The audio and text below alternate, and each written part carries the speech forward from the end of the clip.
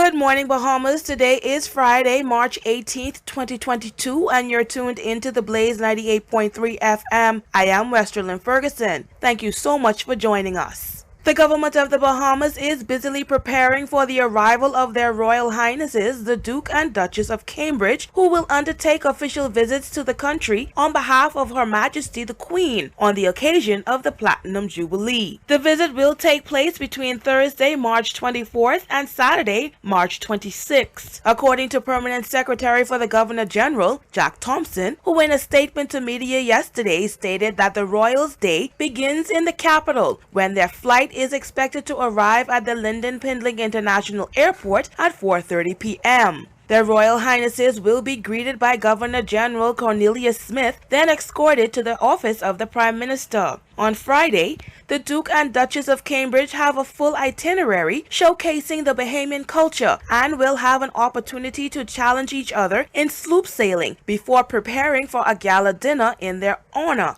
later that evening. On Saturday, the royal couple is expected to visit Abaco, where they will see the recovery efforts in the wake of the ravages of 2019's Hurricane Dorian, where hundreds of people lost their homes, businesses, and some their lives. As with previous overseas visits, the Duke and Duchess have asked that this tour allows them to meet as many local people as possible. Over the course of their time in the Caribbean, the Royal Highnesses will meet a wide variety of groups, including children, young people and families, frontline workers, service personnel, leaders from government, business and the charity sector, as well as inspiring conservationists and the early years workforce. Their Royal Highnesses are very much looking forward to the visit, which will be their first joint official overseas tour since the onset of COVID-19 in 2020. The Bahamas government is expected to roll out the red carpet for the royals' arrival, and according to Mr. Thompson, it is customary for the host country to cover the costs of the royal visit. Now, it is customary for the host country to absorb the costs. Accommodations, meals for the couple and the staff. So that is the standard. People on social media were calling for clarity on the total amount being spent to accommodate the arrival of their Royal Highnesses, noting that the monies being spent for this event could be used to fix roads, supply hospital staff, and provide for the needs of the people. However, when media asked about the total cost, Press Secretary in the Office of the Prime Minister, Clint Watson, was unable to provide the figure, noting it was still being finalized. This is a developing story, and we will have more news for you as it becomes available. In other news, children from around the island of Exuma were afforded the opportunity yesterday to meet Governor General Cornelius A. Smith as he toured the island with government officials and island representatives. Our Marco Lightborn was on the scene and has this story for you. Arriving early this morning by police escort and welcomed by students, educators, island officials, and interested citizens, the Governor General made sure to make his old stomping grounds one of his first visits. That was none other than the Rokers Point Primary School, which played host to other students from Western Exuma who gathered to greet him, including a delegation from Stewart Manor Primary, Rollville Primary, the Forest Primary, and the Exuma Christian Academy. His Excellency was pleased to remind those in attendance of his relationship with Rokers Point Primary School and was pleased to see the advancements. You have developed this campus into something that I am extremely proud about. Locust Point School was the school that I went to back some 70 years ago.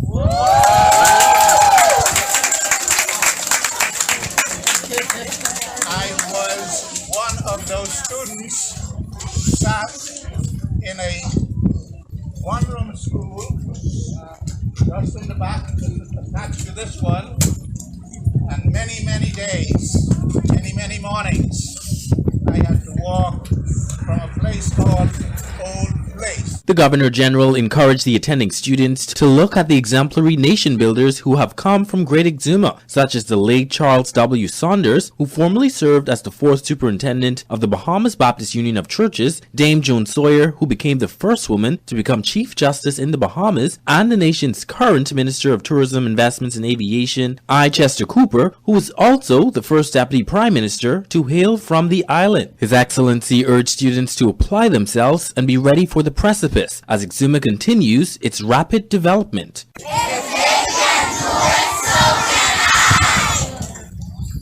But in order for you to do it, I am going to leave with you a few things that you must do, because they did it and it propelled them to the offices that they now hold or has held. You must be obedient to your parents and to your teachers. You must attend school every day if you can. You must listen, first of all, and then follow the instructions that your teachers give you. After his visit at the Rokers Point Primary School, His Excellency made his way to the Regatta Park in Georgetown to meet with stakeholders and students in the East from schools including Moosetown Primary, Williamstown Primary, Georgetown Primary, and the St. Andrews Anglican School, where he offered similar remarks to those in attendance. On Friday, the Governor General is slated to visit the Ellen Coakley High School in the morning and attend a community leaders meeting in the evening.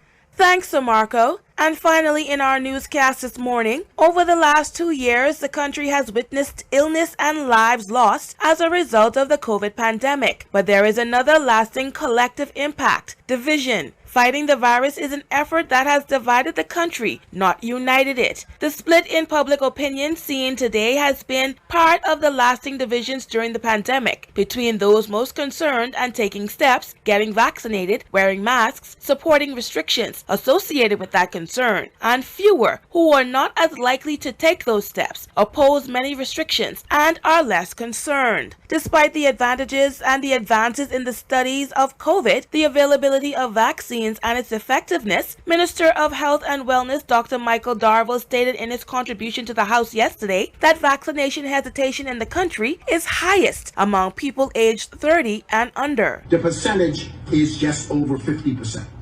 So we have a way to go to reach the level to achieve what has happened in the United States and what is happening in the Cayman Islands.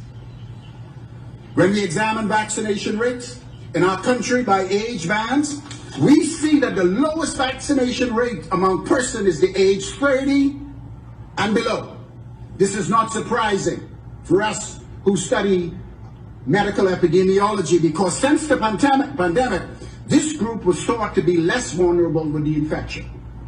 This perspective has changed, and we encourage all members of the general public who have vaccination hesitancy to visit our website and to get the factual information regarding the vaccines so that Bahamians everywhere can make informed decisions regarding how they can protect themselves against COVID-19.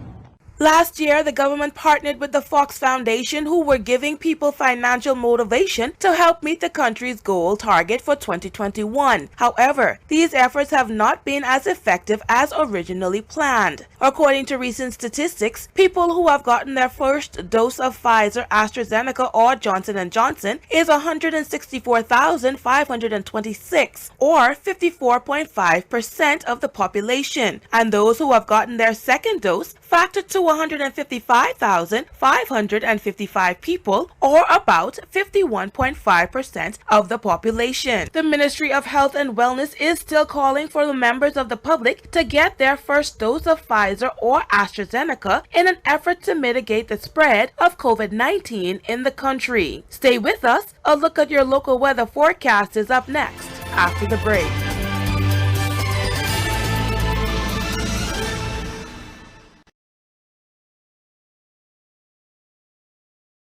The new Cash and Go mobile wallet. The mobile wallet will allow you to Load funds from any branded debit or credit card free of charge. Send funds locally to others with the wallet using just their mobile number. Pay utility bills and more. It helps you keep track of your daily transactions. Download the mobile app from the Play Store, while Apple users can contact info@paylanesnow.com. Cash and Go's new mobile wallet. Easy, simple, safe, and secure.